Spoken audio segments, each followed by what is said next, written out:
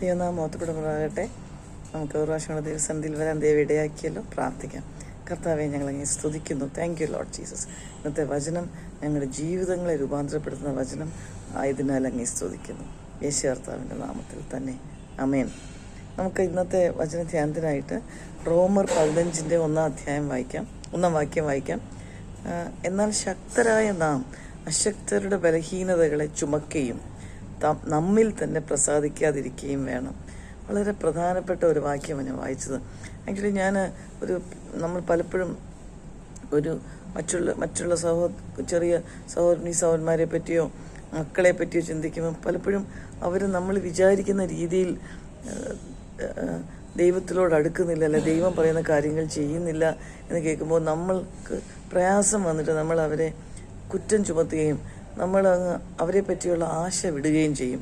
എന്നാൽ കഴിഞ്ഞ ദിവസം ഞാൻ ഈ ഒരു കാര്യത്തിൽ എനിക്കൊരു പ്രിയ മകനെ പറ്റി വളരെ വർഷങ്ങളായിട്ട് കർത്താവിൽ ബലപ്പെടുത്താൻ ശ്രമിക്കുകയും പക്ഷെ പിന്നെയും ശക്തമായിട്ട് കർത്താവിൻ്റെ സന്നിധിയിൽ നിൽക്കുന്നില്ല എന്ന് കാണുമ്പോൾ വളരെ വളരെ ദുഃഖം മനസ്സിലുണ്ടായി.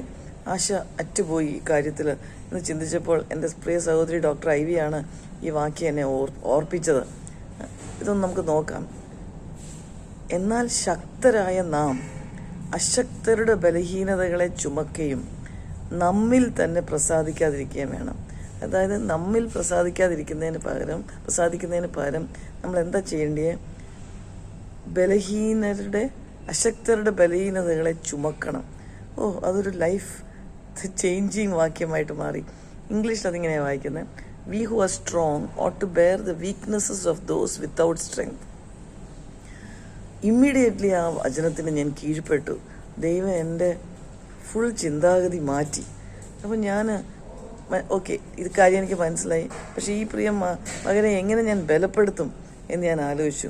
അപ്പോൾ എനിക്ക് മനസ്സിലായി. അപ്പോൾ ഞാൻ താഴോട്ട് വായിക്കാൻ നോക്കി. എപ്പോഴും കർത്താവേ, അങ്ങയുടെ ഏത് സിറ്റുവേഷനിലും ഒരു കാര്യം നമ്മൾ ശ്രദ്ധിക്കണം.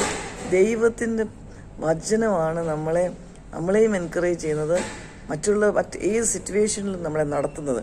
പിന്നെ താഴോട്ട് വായിച്ചപ്പോൾ 4-ാം വാക്യത്തിൽ ഇങ്ങനെയാണ് എഴുതിയിരിക്കുന്നത്.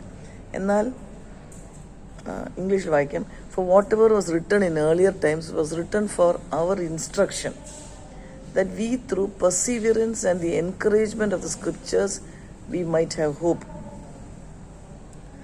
ഇങ്ങനെ മലയാളത്തിൽ മുന്നേ എഴുതിയിരിക്കുന്നതൊക്കെയും. അപ്പം നമ്മുടെ കയ്യിലുള്ള വചനത്തിനകത്ത് എന്തൊക്കെ എഴുതിയിരിക്കുന്നു? അതെന്തിനാ? നമ്മുടെ ഉപദേശത്തിനായിട്ട്, നമ്മുടെ തിരുവെഴുത്തുകളാൽ ഉളവാകുന്ന സ്ഥിരതയാലും ആശ്വാസത്താലും പ്രത്യാശ ഉണ്ടാകേണ്ടതിന് തന്നെ എഴുതിയിരിക്കുന്നു.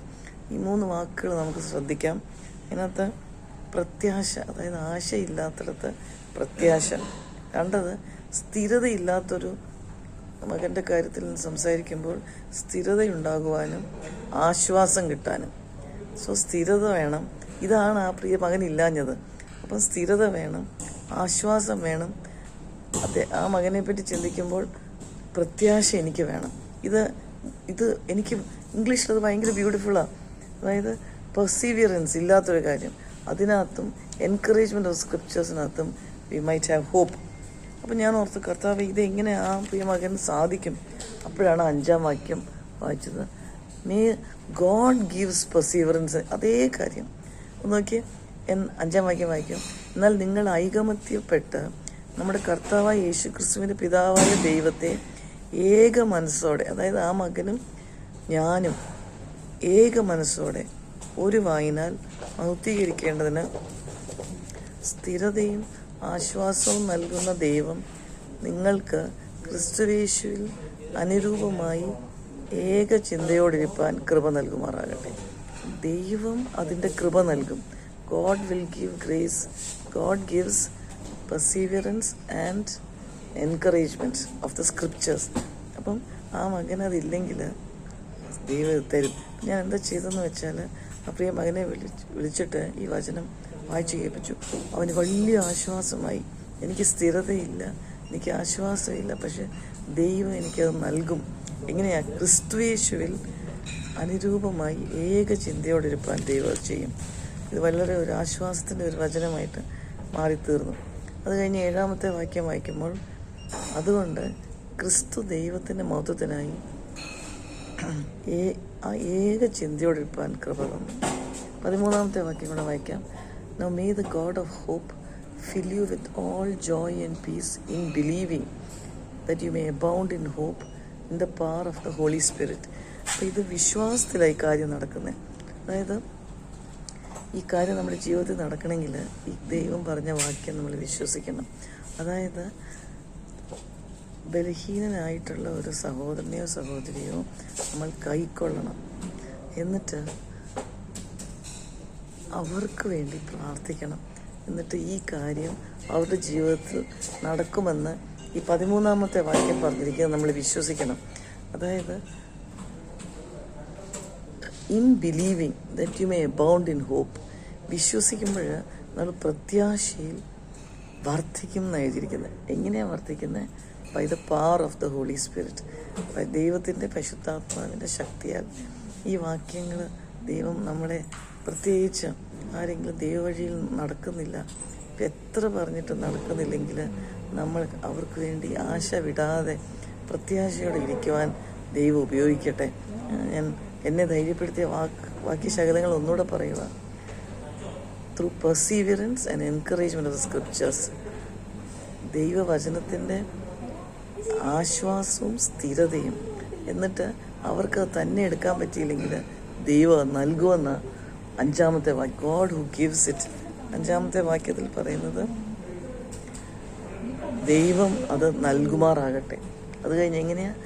13-ാം വാക്യത്തിൽ വിശ്വസിക്കുമ്പോൾ, നമ്മളത് വിശ്വസിക്കുമ്പോൾ പരിശുദ്ധാത്മാവിൻ്റെ ശക്തിയാണ്. ദൈവം നമ്മളെ സഹായിക്കട്ടെ.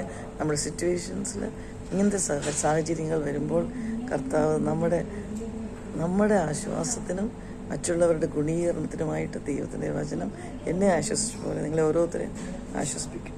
പ്രാർത്ഥിക്കാം. യേശുവേ, താങ്ക് യു ലോർഡ്. ഈ വചനം ഞങ്ങളുടെ ജീവിതത്തിൽ ഇന്ന് ഏറ്റവും വലിയ അനുഗ്രഹമാക്കി തീരുവാൻ കർത്താവ് സഹായിക്കാൻ പോകുന്നതിനായിട്ട് സ്തോത്രം. അടിയനെ എങ്ങനെ ഒരു ഡിപ്രസിങ് സിറ്റുവേഷനിൽ നിന്ന് ഏറ്റവും എൻകറേജിങ് സിറ്റുവേഷനിലോട്ട് മാറ്റിയോ, ഈ വചനം ധ്യാനിക്കുകയും കേൾക്കുകയും മനസ്സിലാക്കുകയും ചെയ്യുന്ന ഓരോരുത്തർക്കും ഇതേ കാര്യം എനിക്കുള്ളതുപോലെയും അതിൽ കൂടുതലും ഉണ്ടാകുവാൻ കർത്താവ് സഹായിക്കണേ. ഈശോയുടെ നാമത്തിൽ ആമേൻ.